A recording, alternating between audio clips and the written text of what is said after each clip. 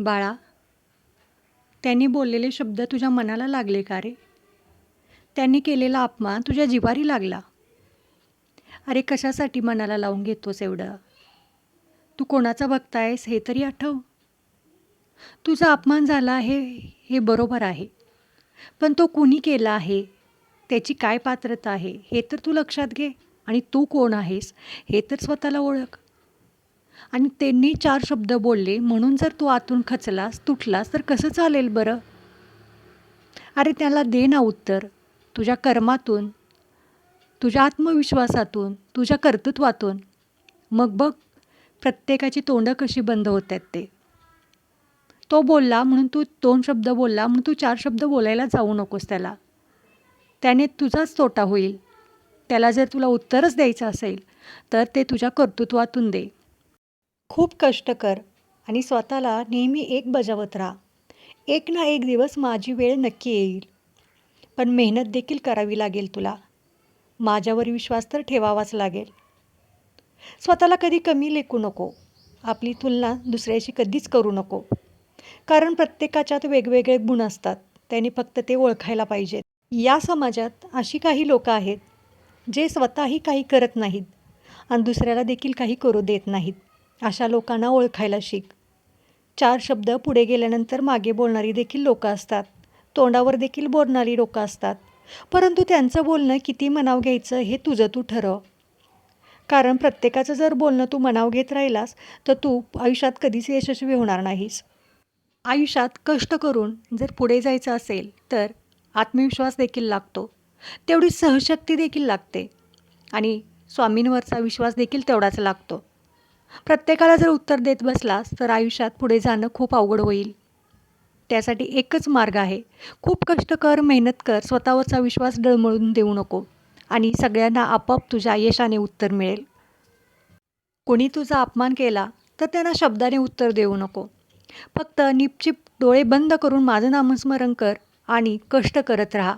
यश तुला नक्की मिळेल. कारण भिवू नकोस, मी तुझ्या पाठीशी आहे. कारण मोठं व्हायचं असेल तर कष्टाला पर्याय नाही. तू यशस्वी झालास की लोकांना आपोआप उत्तर मिळेल. कोणी 4 लोकांनी जर तुला कमी लेखलं, तुझ्यातले गुणदोष काढले तर स्वतःला कमी लेखू नको. कारण परमेश्वराने निर्माण करताना प्रत्येकाला वेगवेगळे निर्माण केलं आहे. प्रत्येकाच्यात वेगवेगळे गुण दिले आहेत. ते फक्त प्रत्येकाने ओळखायला हवेत. त्यासाठी स्वतःवरचा विश्वास खूप कामी येतो. स्वतःवर विश्वास ठेवून जर येईल ते कष्ट केलं तर माणूस आयुष्यात खूप मोठा होतो. त्याला कितीही अडचणी आल्या, कितीही संकट आली तर त्याच्यातून तो नक्की बाहेर पडतो. पण त्यासाठी प्रयत्नांची पराकाष्ठा करावी लागते. 4 चौघांना शब्दाने उत्तर देण्यापेक्षा आपण आपलं कर्म करत राहिलं तर त्यांना आपोआप उत्तर मिळतं. म्हणतात ना, निंदकाचे घर असावे शेजारी. एखाद्याने जर तुला बोललं तर तुझ्यातला आत्मविश्वास जागा कर. ना की खचत बसू नको. स्वतःला दोष देत बसू नको. त्या व्यक्तीने तुझा अपमान केला तर त्या व्यक्तीची पात्रता देखील काय आहे हे देखील लक्षात ठेव. कारण लोकांना वाईट साईड बोलणे खूप सोपं असतं, परंतु एखाद्याचं कर्तृत्व, एखाद्याच्या यशावरती त्याचं कौतुक करणं फार अवघड असतं. अशी समाजात फार लोकं कमी असतात.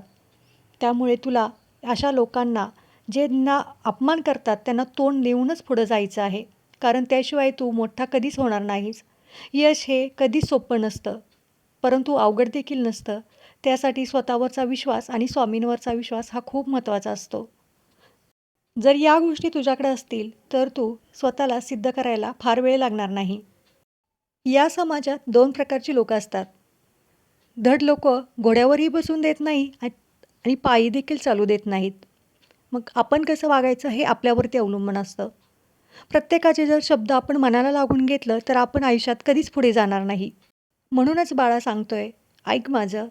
त्याने केला अपमान जिव्हारी लागून घेऊ नको. ती एक संधी समज तुझ्या आयुष्यातली आणि आणि स्वतःतला आत्मविश्वास जागा कर आणि परत एकदा नव्याने उभा राहा आणि सगळ्यांना दाखवून दे तुझ्यात काय स्वामींनी गुण दिले आहेत ते.